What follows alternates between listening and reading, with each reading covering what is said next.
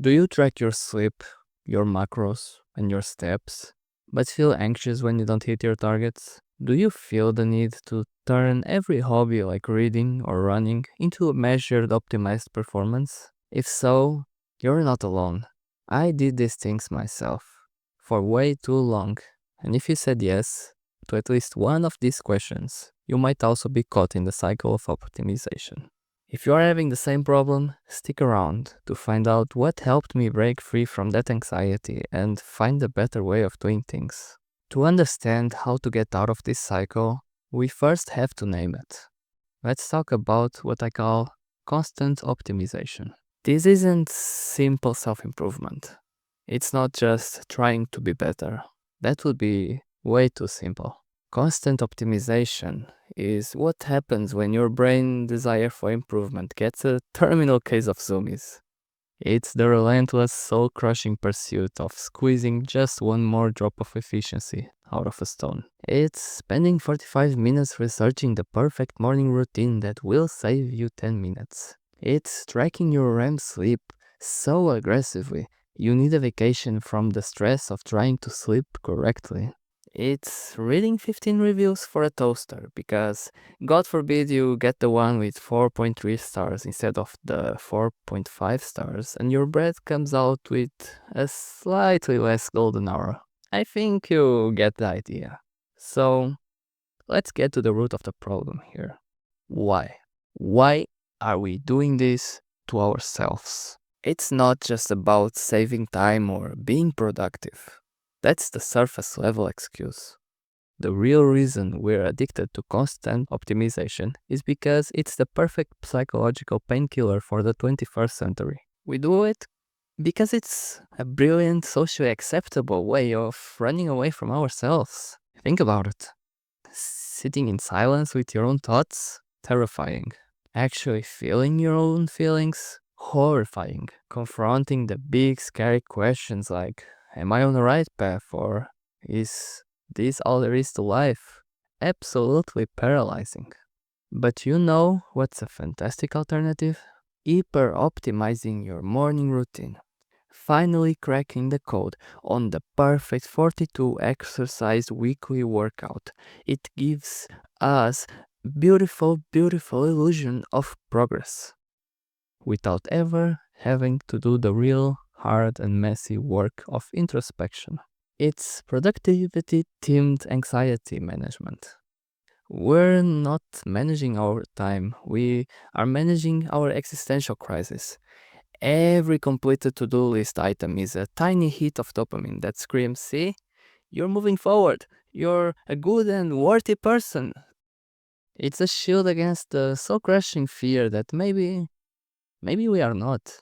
And this existential anxiety is compounded by what I call the performance of life. Social media totally changed the stage we're acting on. We don't live for ourselves anymore. We create our lives. We're all lead, actor, director, and social media manager of our own personal brand. And optimization gives us the metrics for the performance review. I don't know about you, but I am getting so sick and tired of pretending. No, my life isn't perfect sunshine and rainbows. No, I don't keep my house in an immaculate state 24/7. And yes, I've been wearing the same jeans for 3 days straight. And you know what? When I go to sleep, I don't lie there questioning what other people think of me because I genuinely do not care. We're not sleeping to feel rested anymore. We're sleeping to hit a sleep score for our invisible audience.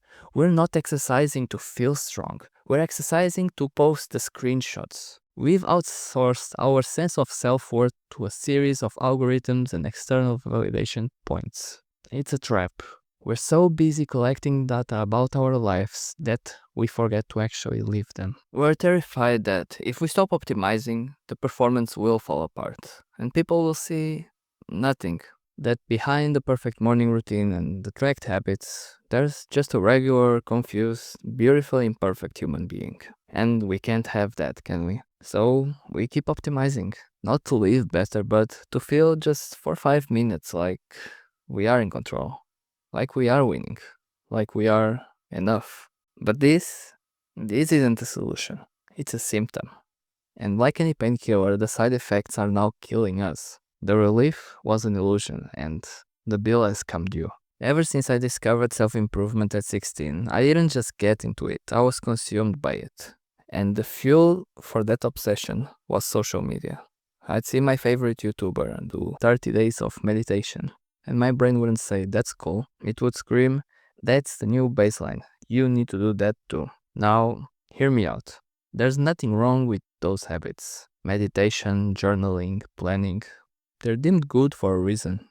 On their own, they are. But the truth is, if you start doing too much too fast, you'll end up like me. Here's what happened. I started with the gym. Then I added journaling. Then meditation. Then cold plunges. And many, many more. It was all too much too fast, and I couldn't keep track. So I found a solution, a checklist app. It became fuel for my nightmares. I just kept adding and adding every important habit, stacking them like a house of cards. And then it collapsed. I'd open that app and feel a wave of pure dread.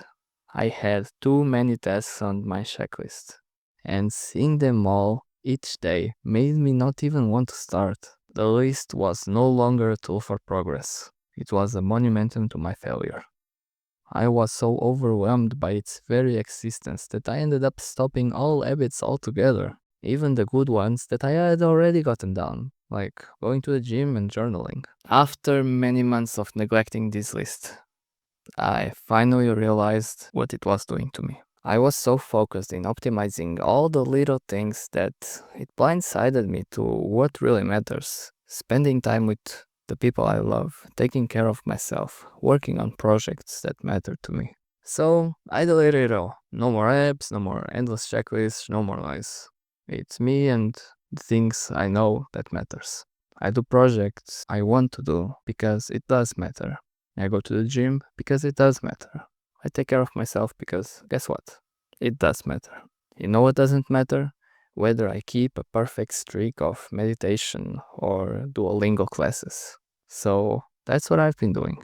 And honestly, it has been working. I actually want to do these things and don't drag myself to just tick a checkbox that I feel guilty when I forget. You must be thinking now, what do I do? So do I just quit cold turkey? Do I have to endure a rut like you did? Are we here just to suffer? No, it's not that deep. You have a simple 2-step homework to do right now. Step 1 is the purge. Look at all the stuff you're tracking and optimizing. Now pick that one project or goal that matters the most to you right now. Everything else that isn't essential for your health or even that one goal, give yourself the permission to let it go. Step 2, the keep. Only maintain the habits that do 2 things. First, they must massively empower your health, like going to the gym or doing a sport. Second, they must directly support that one main focus you just identified. For example, for me, reading helps my script writing, so it stays. If it doesn't serve your health or your focus, it's just noise. That was it for today, my friends. I hope this video helped you see you are more than a bunch of statistics. If it did, please leave a like, comment, subscribe, all that good stuff, so that I know I'm doing a good job. My name is Pedro, and I'll see you on the next video.